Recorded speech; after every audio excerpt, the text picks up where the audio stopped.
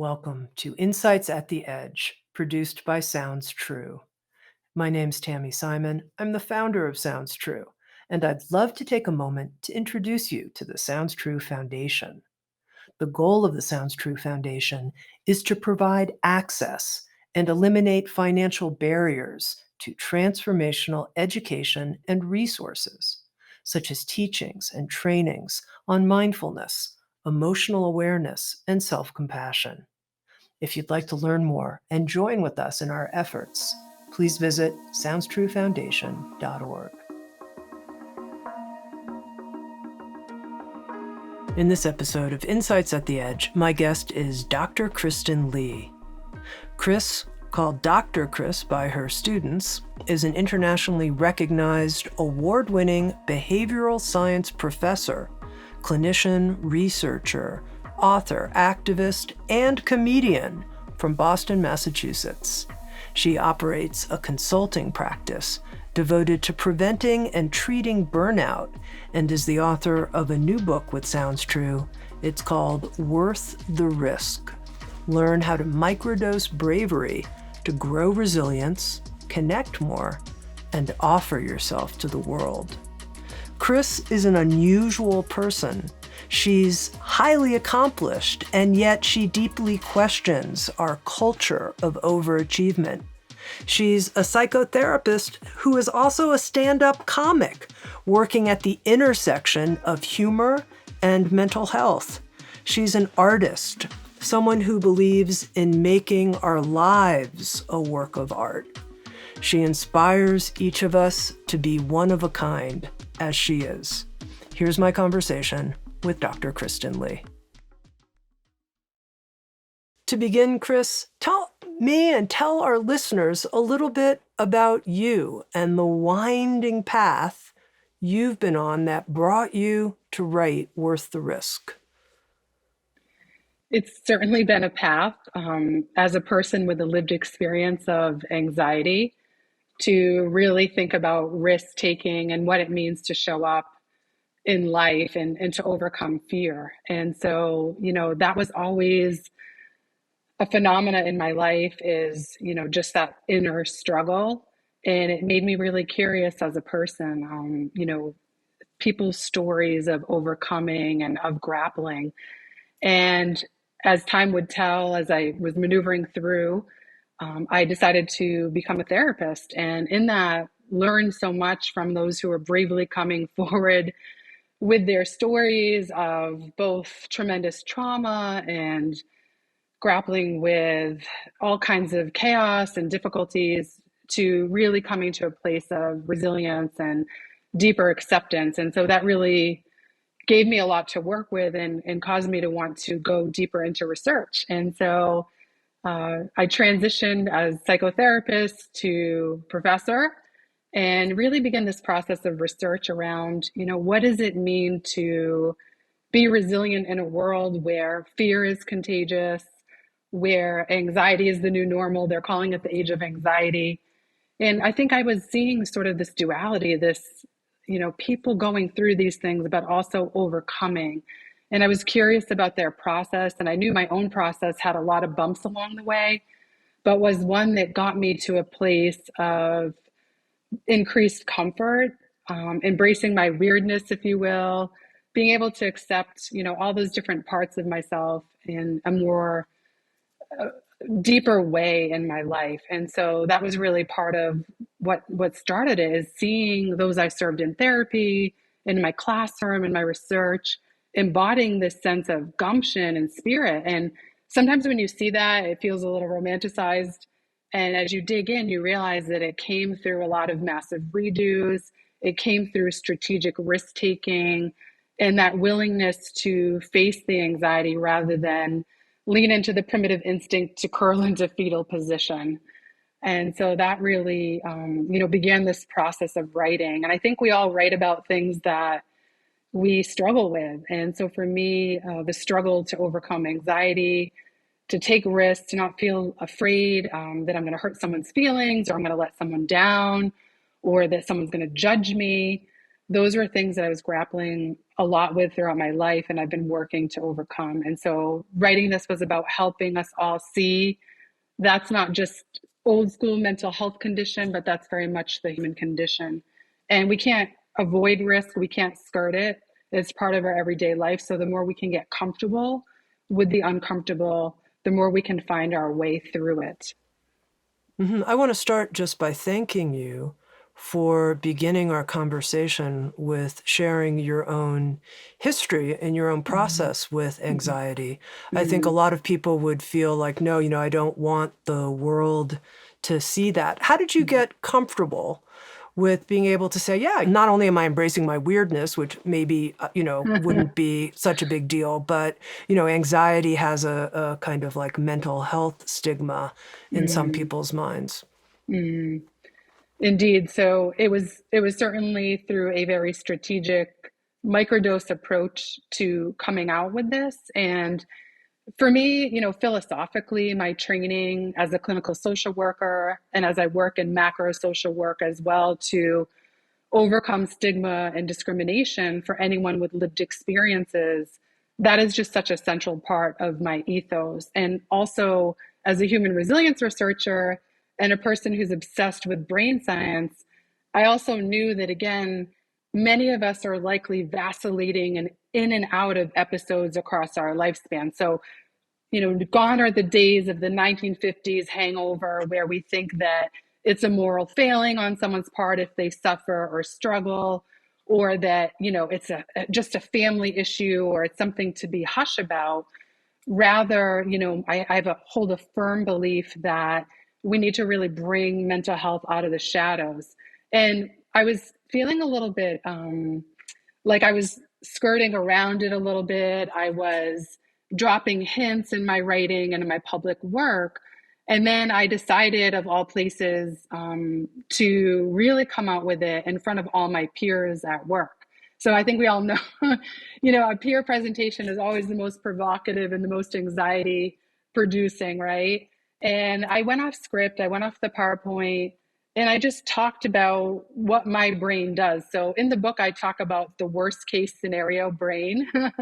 And it's this idea that, when you have anxiety, your brain just like is super speed to the worst possible outcome. So you send me a text, I write back, I see those three dots, I think you're mad at me. Or the phone rings and I think someone died, right? It's like that automated thinking. And I knew that, I wanted to come out more deliberately and intentionally with this story, not only of struggle, but also of recovery. And Tami, when I first did this, I walked back to my office. My first thought was, is my boss going to start checking up on me? What are people going to think? Should I even go back to the office? And instead, I was greeted with, thank you for saying that. That's exactly how I feel, but I was afraid to say it. And from that moment on, it really invited a new level of camaraderie, community, and safety into my life, where I realized that I'm just talking about what's happening in my brain. And these are, again, conditions of our modern world. Within the level of trauma that we're all marinating in, many of us are having these very proportionate reactions. And again, there's the biology, there's the social context behind it. And I realized that in coming out and telling my story, that was not only a process of liberation for myself, but anyone else that could hear that message and understand or, maybe experience a deeper level of safety for themselves. And one of the points you make in Worth the Risk that I thought was so point on and brilliant and helpful is that when we do share our vulnerabilities with our coworkers, with people, instead of leading with our masks, we actually get to feel connected to people, which is what we all want. We get to feel connected. So I think that that's so important. Okay. Now, in the very beginning of the book, you tell a story about being at a comedy club and how you had a breakthrough insight while you were sitting in the audience of the comedy club about this microdosing of bravery, which is really the theme of Worth the Risk. Tell us that story.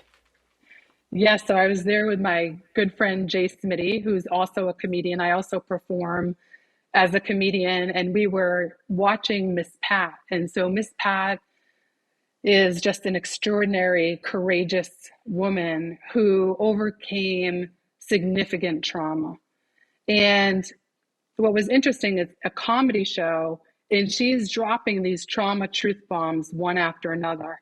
And it's just the whole crowd is in stitches. And I'm thinking, in my training and my career, I've never seen anyone talk about like their deepest, worst experiences in a way that would actually elicit laughter. It felt like almost slightly irreverent.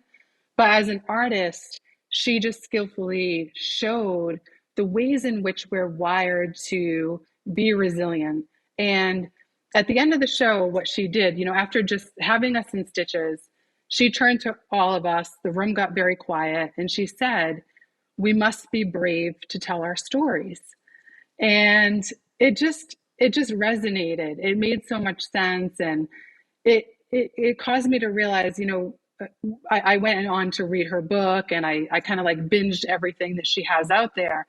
And I realized that it wasn't like she just took to the mic and just dumped all her trauma in front of people in one fell swoop. First, it was someone giving her that feedback. Look, you have fantastic wit, you have a sense of humor. Have you ever thought about stand up? And then she, took to the stage slowly but surely and built up that courage. She nurtured her courage. And that was just a moment of insight as I was doing my academic research and, just thinking about everything at hand in the world, the level of fear and the level of trepidation, and then social media, which, causes us to curate ourselves and to, show up in ways that aren't telling our true stories. So her boldness just truly impacted me.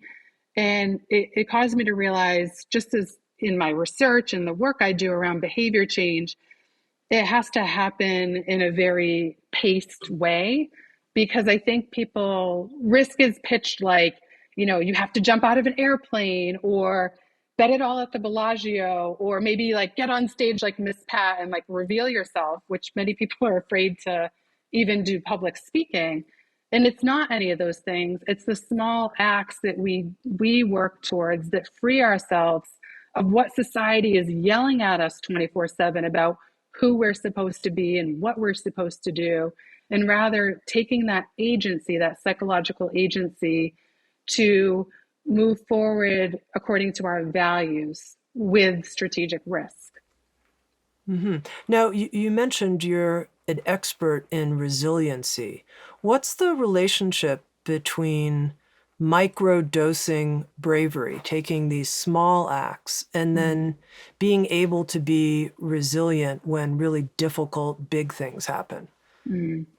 One of the things that I have loved to see transpire in the resilience research and in the conversation is that we no longer think of resilience as a trait, something that we're born with or we're not.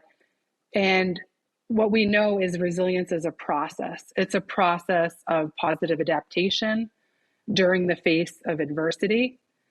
And what we know is that risk can nurture resilience. So, in a similar fashion, risk is also a process that we grapple with, that we reckon with in order to really show up more fully in life. And I think one of the key pieces that you see in this whole work is this idea that really safe relationships matter. When we look at resilience research, among the most protective factors towards resilience are our relationships. So if we're showing up like phony, afraid to speak up in our relationships, afraid to be our true selves, whether this is at work, at home, or anywhere in between, that becomes a true barrier to honest and real connection. And we know loneliness is being called the new smoking as a health risk. We know that the pandemic has escalated that sense of disconnection, removing us from needed community that helps. And so in my research, I'm obsessed with this whole idea that it's not trait based. These are all processes that we can take on in order to stay and do well in today's context. It seems to me that there's this interesting both and here, and I wonder how you see it, which is we need safety, as you mentioned. We need safety in our relationships. We need to feel safe in our bodies. We need to feel safe that we can express ourselves. But we also have to go to that edge where we don't quite feel safe, where we're taking a risk, where it feels dangerous. So how do we find that right balance between, hey, insights at the edge, between being on the edge and being safe too? I want both. Yes.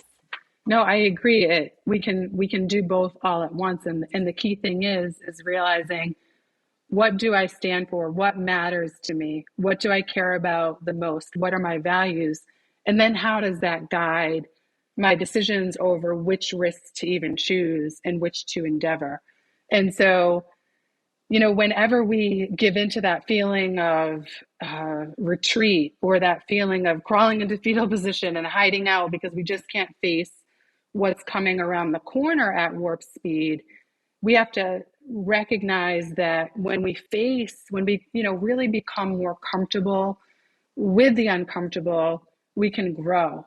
And the beauty of growth is that it's not just for the sake of personal gain or upward mobility, but it's really for the sake of society. So the more any of us, again, endeavor risk and look to become more uncomfortable and put ourselves out there, the more equipped we become to influence and lead others in that same way, to liberate, as I talk about it. And so I think that sense of safety is an illusion. That's another big piece here, is that, we can think, okay, I'm afraid I'm going to go on the treadmill and fall down, so I'm not going to go on the treadmill. And then there's a trade-off. With every risk is a trade-off. The trade-off is you won't be as fit if you don't get on that treadmill, right? Or you could think, I've been burnt in my relationships, and so therefore I'm not going back on the dating apps. I'm not going to put myself out there. And, maybe you're not risking that like turmoil again or that heartbreak, but on the other hand, you're risking adventure or just meeting people and learning more about yourself and about life and creating moments of joy.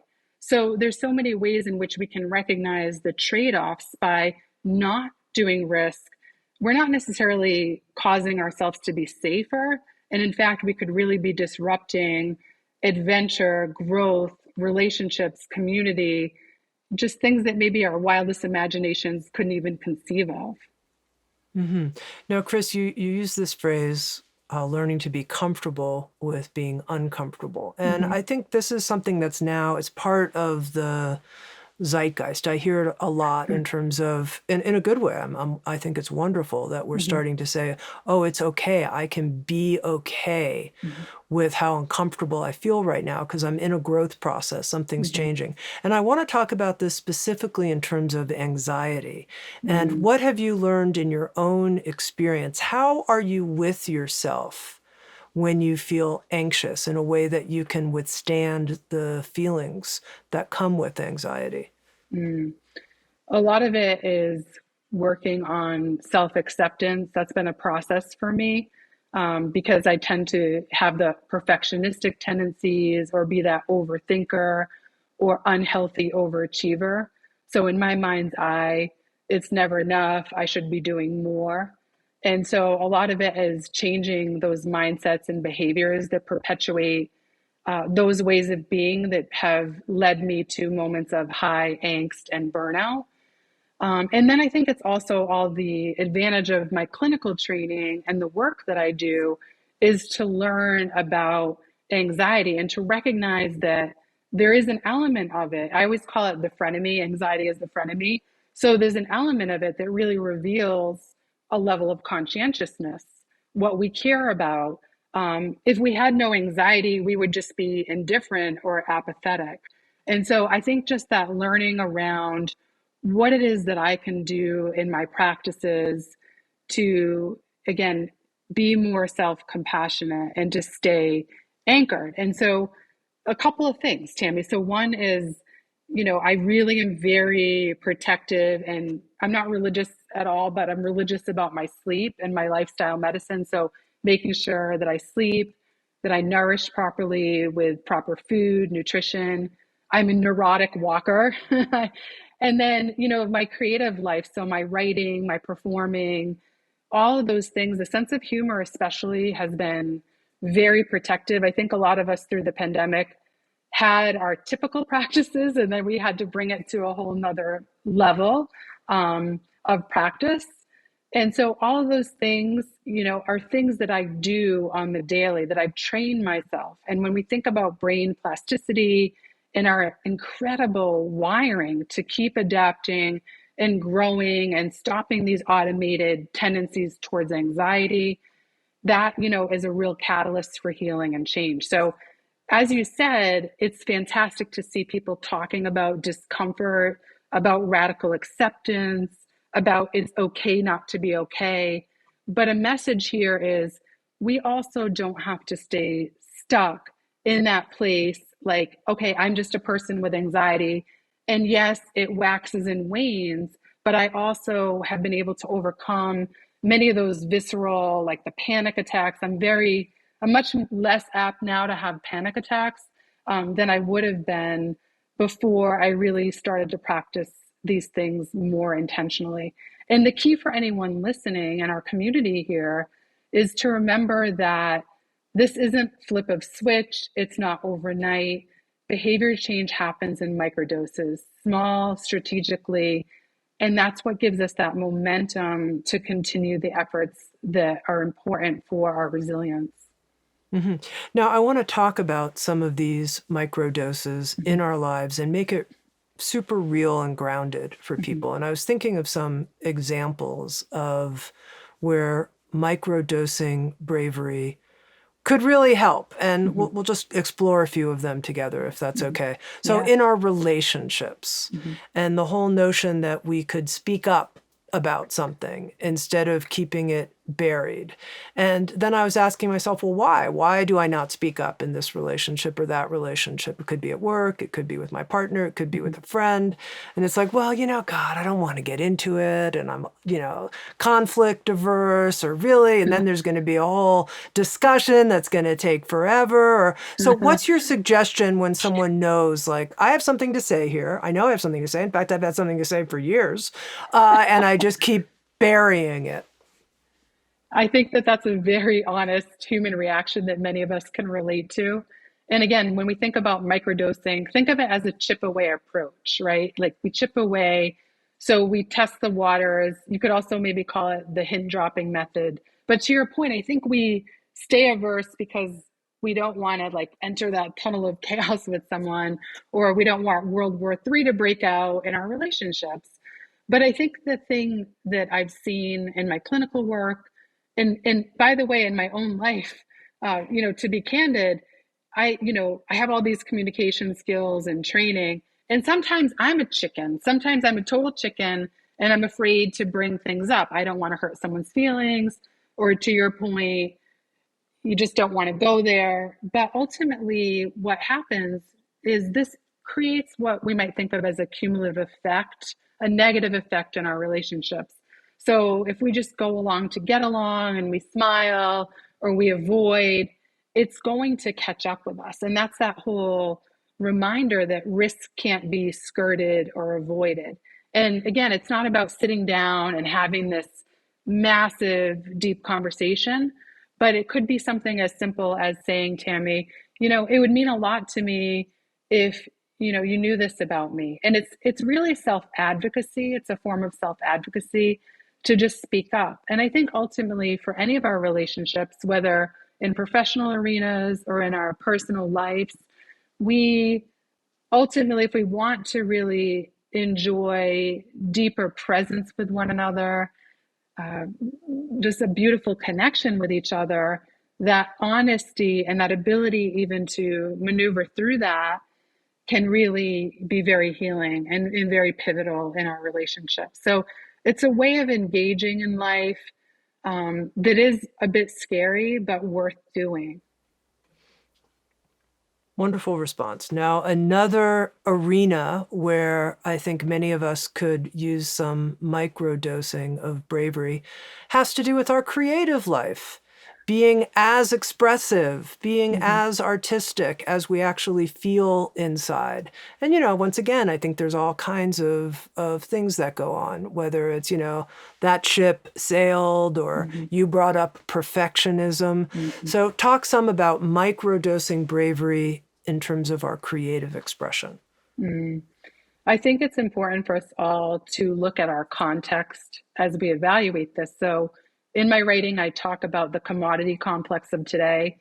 So this is the idea that success is measured very narrowly and it's very linear. So, by the age of 5, before someone's lost their first tooth, the kid already has to know where their top tier college is. Or by the time they're in 3rd grade, they should be reading at 3 grade levels ahead, or by the time they're in high school, they should be taking 20 AP classes and co-curriculars. So I think it starts, I'm outlining this because it starts early on around what's socially acceptable, what's desired, and what success looks like. And creativity gets squashed. It gets totally squashed.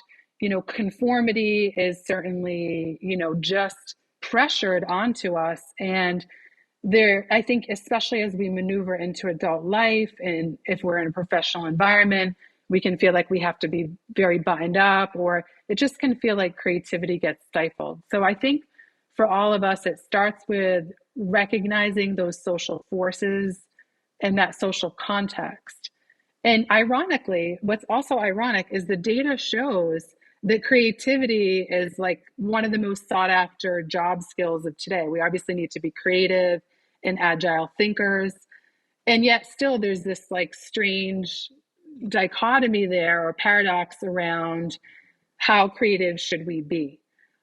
What I will say is that creative way of living our lives, however that might be, it might be by wearing a colorful outfit and living our life as art. It could be the way you put seasoning on your food. It could be the way you use language. It could be the way you sing a song, or you paint, or you create something with your hands. So creativity is something that we know nourishes the brain. And yet in our modern life, it's squashed, whether, again, because of these perils of, erroneous definitions of success, or just like lack of time. And then we feel like, oh, I'm not being productive to be creative. But actually creativity and creative endeavors prime our brain to, really be able to be analytical, stay on task, and it helps us in many other areas of our lives. So I think creativity, it's a value, I will tell you, that I hold very sacred and dear, and one that I think, I could give other examples if you want, of just things that have helped me break through my own anxiety and fear, in a very strategic way. I'm curious because here you are, you're doing, stand-up comedy. Uh-huh. And you also mentioned, though, that you have at least had a history of perfectionism. And I thought to myself, God, Chris, I'm sure she's gotten up on stage and told a series of jokes and the room was like silent. Crickets, all crickets. Yeah. How does she deal with that? I think that's the joy of humor. Like, I feel like I use humor as a practice on and off stage, right? And you realize like everything is a skit in life, or everything's like a Curb Your Enthusiasm or Seinfeld moment if you let it be. So that's the creativity in the mind's eye, is just to realize like, oh, of course that went wrong, or of course I blew that line. And the humor has been like one of the greatest pathways to dismantle perfectionism. But I think another reason I'm obsessed with it is I think that obviously laughter is the best medicine, right? It's so therapeutic, but it can call important issues into view for all of us. And that's another big theme in Worth the Risk, is community, solidarity, and moving to a better place with all our social ills and issues. And so for me, like, it's worth the risk of comedy. I guess I think the biggest fear I had wasn't like bombing in a club or something like that. I thought that it might diminish my credibility professionally. So I Sure. thought, here I am, an academic. I've worked my whole life. I was the first in my family to go to college. I worked 4 jobs in my undergrad years, state school, like all that work to get people to take me seriously and overcome my imposter syndrome. And then I'm like, what am I doing? Am I going to undo it? So in the pandemic, one of my absurd moments was to start a comedy mental health show. And this was to raise funds for mental health access and awareness. And, I started this whole thing and I thought, oh no, are people at work going to think I'm totally weird? Are they, again, that whole thing I first felt when I came out with my mental health story. And I thought, is this going to diminish my serious work?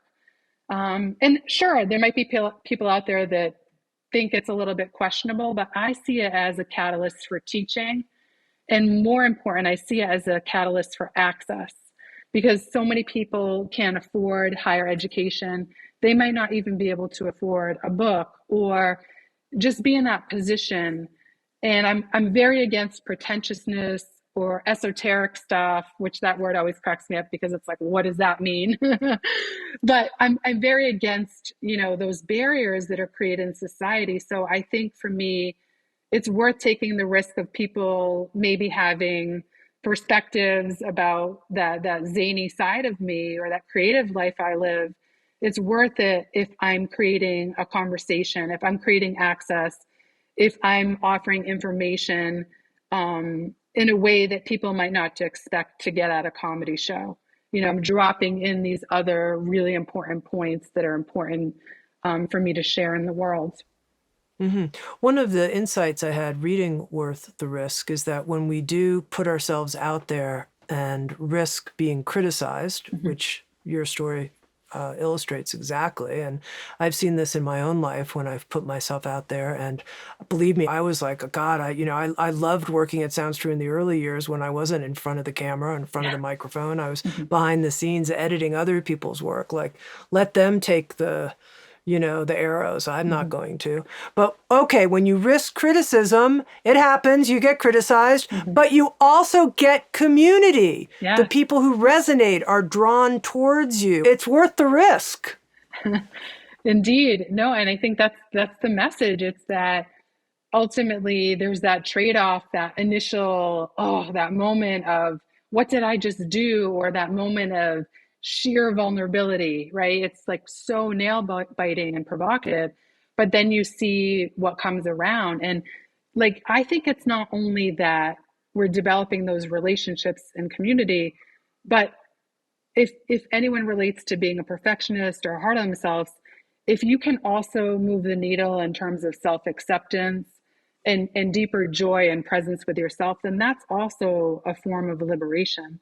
And I think, we're always going to get criticized in this world. And that, I think at the end of the day, we have to unhook from, caring about that external validation or comparing ourselves to each other, but knowing as long as we are moving along in our values through this strategic process of risk, then we will be nourished and we will be protected and we will find our fellow travelers along the way. Now, a couple times you've used this phrase, strategic risk taking, the strategic process of risk. Help me understand the strategy part. Well, I think people, again, when they hear risk, it's like a little bit unsure. Like people, what do you mean by that? And there's a lot of old adages about risk, like, what is it? Two in the hand. What's the one about the bushel? Two in the definitely hand, keep the one bird that you're going to kill in your hand. Yeah. You're going to kill it because you've got it anyway, but I think that's the gist of it versus trying to get two. Yeah. So I think when we think about risk, again, there's a lot of these Avenger-like versions of it. We think we have to just be, so ultimately brave, but strategic risk, again, is about taking it slow and steady, making it a practice. And as I've said, connecting the dots with our values to our actions.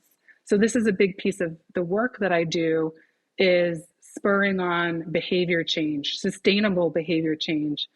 So the idea with this here, with risk that is strategic, it's not random, right? Because I think the way I talk about it is don't keg stand risk. And what I mean by that is we think it's these grand, jaw-dropping gestures of risk that we need to assert. Strategic risk is and I think this is good for anyone that identifies as an introvert or ambivert, or someone that maybe feels very risk averse, or they don't feel like they're this big, like bold person, this big Mufasa, right? They feel more like a cowardly lion. It's the strategic part is just realizing it's the tiny things that you do step by step that embolden you, that give you that momentum to feel ready for that next step. So recognizing it very much as a process, but not random, like not like, okay, well then I'm gonna just put all my savings into Bitcoin, or I'm just gonna like really tell my boss what I think. It's more like in a measured way so that you can then integrate what you've done. So think of microdosing and digestion. It's little doses, a little bit at a time, that again edify and nourish and build that added momentum of courage. And so that's the strategic part, rather than like fighting it all off at once and like just facing the consequences of that. Mm-hmm. In the chapter where you talked about don't keg stand Uh-huh. risk, I had to look that up. I was like, what is a keg stand? And I thought, oh my God, you're dating yourself. And I am. Never done that. There you go. Okay, to me, I want to share one of the most inspiring parts of the book and one of the parts that I found the most challenging. So one of the parts that I found the most inspiring had to do with how, in your view, in this time that we're in right now, we have to search out what our values are and decide what risks we're willing to take to speak out for social justice and to speak out for people who don't have the same amount of privilege that we have in the culture. And I wonder if you can talk more about that. And specifically also, you share the science around being a passive bystander, being in the sort of spectator role instead of being an active change maker in the world. So if you can talk some about that. Indeed, this is one of the most important pieces. Is this isn't just a book about personal gain or growth, it's about social change.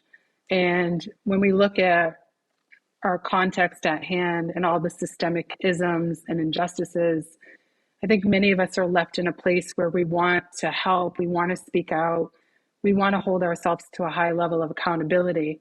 And it can often be difficult to know what to do, what will bring that impact in the world, to really bring about the changes that are sorely needed. So when we think about being an active contributor versus a passive bystander, that's about, again, looking at our own biases. That's a risk that many of us, it's a very difficult one to confront our own biases and prejudices. It's being willing to confront this really, really fraught condition that we've all inherited in society, these terrible injustices against BIPOC individuals and communities and LGBTQIA communities, and to look at how the dominant group has just had its way. And these things can, really, obviously there's a real lack of helpful dialogue happening very often in the polarized socio-political climate. But one thing I really want to encourage is looking for ways we can begin our process of active contribution. And as you know, one of the ways I think about it is in the diversity and inclusion conversation, people years ago would talk a lot about tolerance, like, oh, let's tolerate each other. And I'm thinking, okay, we can tolerate apps that, shut down on us too quickly, or long lines, or that coworker that's always, has a million questions. Like, we can tolerate those things, but I think we can do better when it comes to seeing and loving and being accountable for one another. I also have I take issue with the framing around when people say, well, I accept you, so let's promote acceptance. And to me, that also is problematic, because that sort of holds, again, that dominant group perspective, like, okay, I'm right, but I still accept you. I still unconditionally love you. And I accept you. It still holds that dominant position. So what I advocate for is human reverence, the idea that we see each other in full splendor with awe and gratitude and admiration, and especially for anyone who's been underserved, marginalized, underrepresented, we should look at their lived experiences and their stories and be awestruck. And unfortunately, in societies, those are the very opposite of what happens. There's so much judgment and blame and shame and disparaging ways. And so, for any of us, as we want to endeavor social change, it begins with confronting and unlearning those biases, looking at how any potential positions of privilege we have can be used for the greater good, and to not be passive bystanders. Like that's it's an easy one, not really easy, but when we see things, speak up and ask questions. Why did you say that about this person or this group? And I think as we all have that collective courage, we can call things into question in a way that's effective. What we're looking at now with like cancel culture, for example, is a lot of rubbing of noses and messes and a lot of shame and fighting and finger pointing. From a behavior change standpoint, that is not what helps us move to a place of solidarity and community and equity. And so that's something that is a central message as well that's so important, is that we take those risks of not being passive. And again, the science shows that it's a mixed bag. On one hand, there's all those studies that came out about, passive bystandership. Some of them have been overturned. And ultimately, so much of the new science is revealing our desire to connect, our desire to look out for each other, and the kindness that we have as human beings, as a species. We're sort of this paradox, but there's a lot we can leverage as we build these ways of interacting and engaging and having reverence that can build collective momentum. Mm-hmm. In terms of having reverence, even just connecting with each person, great gift to great gift is something you point out is worth the risk. Indeed. Can you talk about that? I think that the greatest gift that we can give each other, Tami, is our ability to see ourselves in one another, to see our strengths, our inherent beauty, our worth, our dignity, our capacity to microdose risk and be nourished, and to be bold and brave and courageous. We see that everywhere we turn. And I think the gift is being able to reflect that to each other and to encourage each other in that. We need that. There's, fear, hate, those are all very contagious. So are these ways of risk taking that help us to bestow that gift upon one another, that gift of reverence and, awe, and really that, we're not alone and that we're all deeply connected. Mm-hmm. Now, I am going to share the part of the book that I found the most challenging. We're going to get there in a moment. But I realized there's one thing that hasn't been fully clear to me, which is I asked you about your perfectionism. And you said, well, in doing the comedy, humor really helped me. And I thought, because, I think that's a streak many of us have. We want to speak up, or we want to try this new thing, or we want to, but we don't want it to not go well. So we hold back because we want to do it right, How have you gotten over that?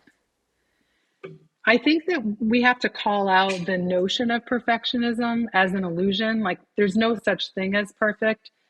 And society is trying to bait us into these ideals of what makes us worthy. So I think it's first calling that out. And then I think my behavior science lens also helps me to realize, just how foolish this is, how it's a futile effort to strive for this unhealthy overachievement. And ultimately that really diminishes the quality of life. And it actually disrupts our ability to contribute more wholly and positively. And an area of my work is around avoiding burnout. So if we think we're going to just keep hustling and, overriding our bodily systems and not investing in like what nourishes us and our own creative lives, then I think we can see ourselves ill-positioned. And we see so many people thinking, falling into traps of social comparison. I think my work has revealed to me that we all have this tendency to, pretend we're fine, but behind the scenes, on one hand, we can be very accomplished and have it together. And on the other hand, all at the same time, we could feel like we're a hot mess and we're going to lose it. And all those things are true both at the same time. And that's okay. So I think, just using that critical thinking lens, like, what is this whole thing about perfectionism? Is it a thing? And then, how do we talk back to it thoughtfully and in a way that helps us to unhook from those unhealthy myths and ideals? Mm-hmm. One of the lines I loved in the book you just talked about, pretending we're fine. You write, pretending we are fine is not an act of courage. I thought that's great. We're talking about microdosing bravery, and pretending we're fine isn't necessarily a courageous act. I don't know. I wanted to underscore that. Okay, here's the part I found challenging. The cult of overachievement. The cult of overachievement. And as I was reading it, I thought, I don't know, have I bought into this overachievement thing? And how then, if we are committed and if we put too much of our energy into our culture's standards and this sense of all the goodies that come with overachieving, how that impacts our ability to take the risks we actually really need to take in our life. So I wonder if you can speak to that. Indeed, the cult of overachievement is alive and well. I see this in my work with students, very high performing students. I see this at work with the companies that I work with around the world that ask themselves the question, how do we strive for rigor and excellence without compromising our well-being? And I think this is a question of our times, but it's been a question we needed to ask for a long time. Is success the definitions that we've been handed, or is it something different?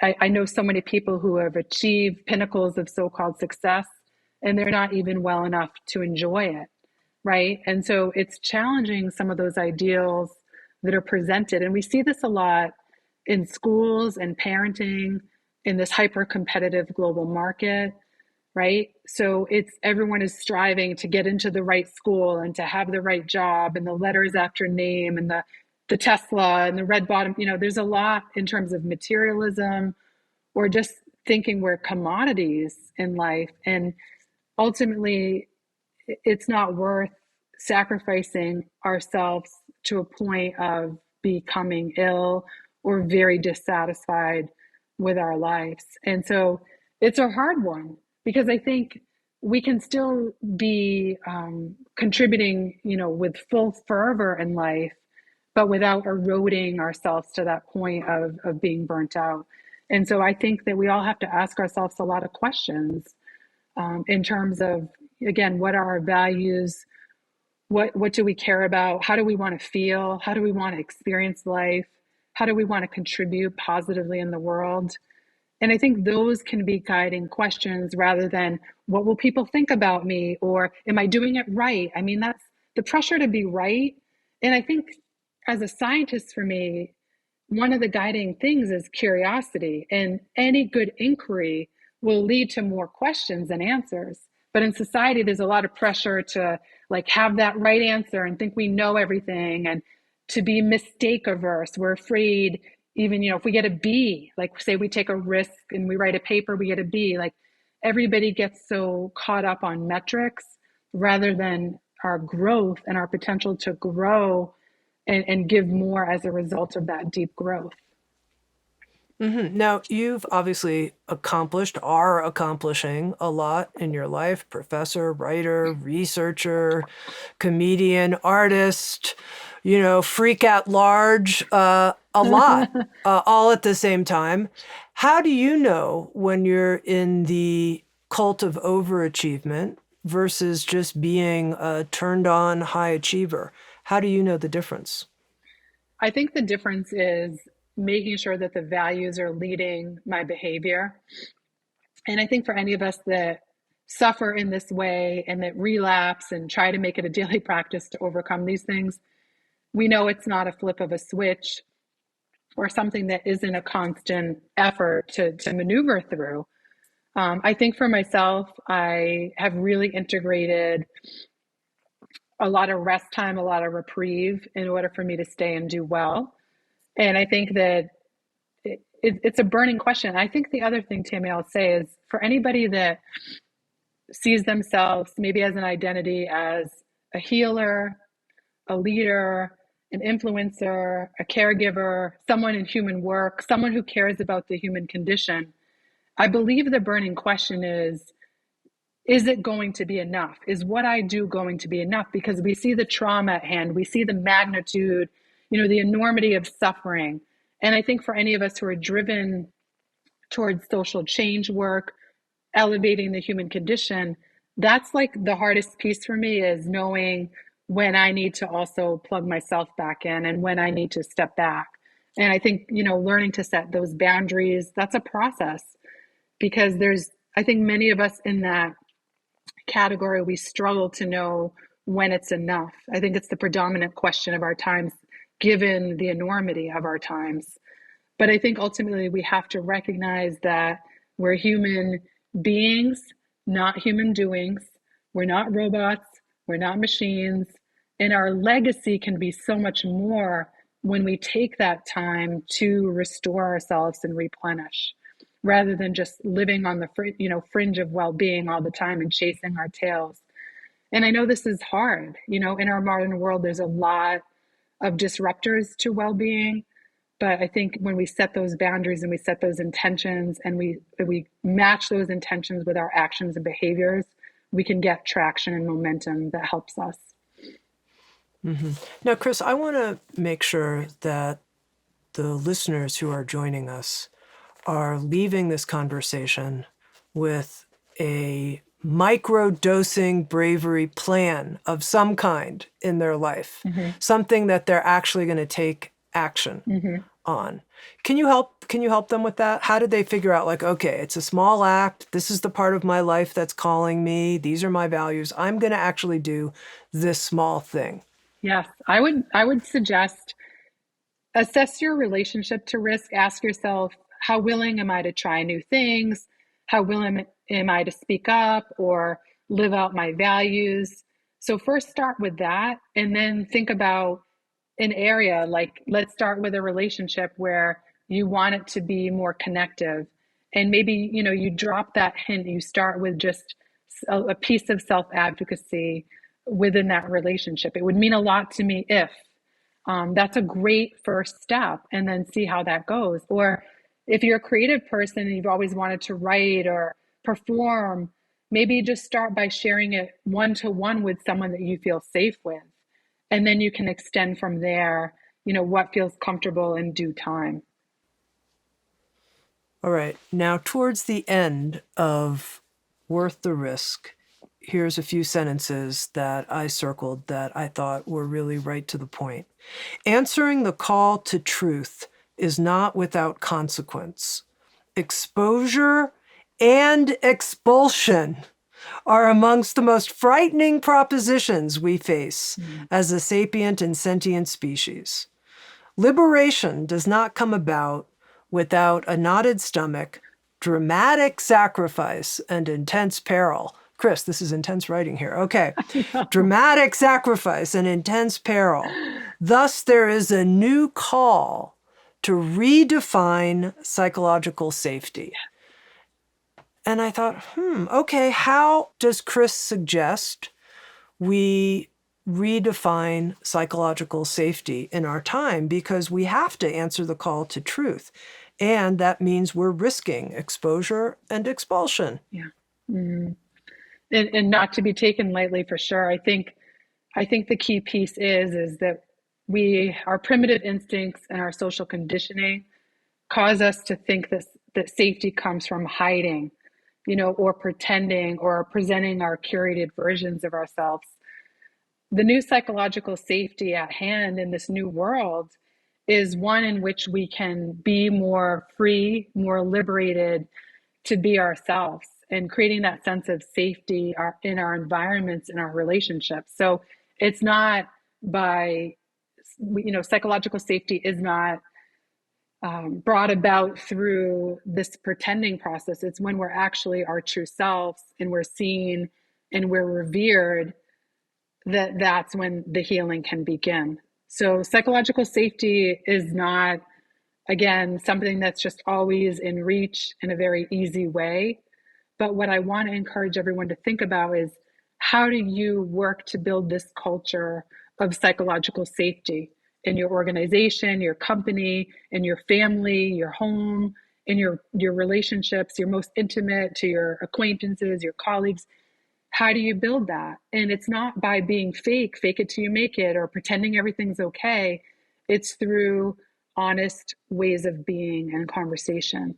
And I think so many companies right now that I speak with, it's just so awkward right now. It's like, how do we attend to the mental health crisis at hand? How do we have honest conversation? How do we be responsive to the actual human needs right now, and create that sense of psychological safety and trust? So many companies are asking that. And I think in individuals, right? How do we build that when everything in the world feels so overwhelming? So I think it begins by the honest truth that we're telling, that this is scary, it's hard, and yet we're not our trauma, we're not our automated emotions, we're not our labels, we're not what other people are projecting onto us, we're not our fears. We're so much more as a species. We're wired for this resilience and this ability to connect and come out of hiding. And it's a process. Again, there's no 1, 2, 3 step formula for anyone, but I think this is the process of liberation that we can endeavor in order to create that sense of safety. And if we go about life unsafe, that's not worth it. It's not worth risking feeling unsafe to look good, right? So it begs us to, it's a call to action. You end the book on this notion of people becoming liberators. And I wonder, when you think about that, maybe a mythic human, and you think that person, they're really embodying what it means to be a liberator. What comes up for you? Georgia O'Keeffe. I start the book with her quote. I have it right here, actually. And she says something about, I've been terrified every day of my life, but it's never stopped me from doing anything I've wanted to do. And just as an artist, they talk a lot. I'm obsessed with Georgia O'Keeffe's work and her story, but there's a lot of discussion about how her sense of humor emboldened her to take greater creative risks and life risks, whether coming out or her moving, just all the risks she took as a person, as an artist. That's something that inspires me, that amazing ability to be an artist and live life as an artist in every regard, not just by what she painted, but how she lived her life. I've been talking with Kristen Lee. She's the author of the beautiful new book, Worth the Risk: How to Microdose Bravery to Grow Resilience, Connect More, and Offer Yourself to the World. Chris, thank you for offering yourself so fully, pouring yourself out. I see it, and you bring up a feeling of reverence in me for the deep work that you're doing. So thank you so much. My pleasure. Thank you, Tami. Thanks for listening to Insights at the Edge. You can read a full transcript of today's interview at resources.soundstrue.com/podcast. That's resources.soundstrue.com/podcast. If you're interested, hit the subscribe button in your podcast app. And if you feel inspired, head to iTunes and leave Insights at the Edge a review. I absolutely love getting your feedback and being connected. Sounds true. Waking up the world.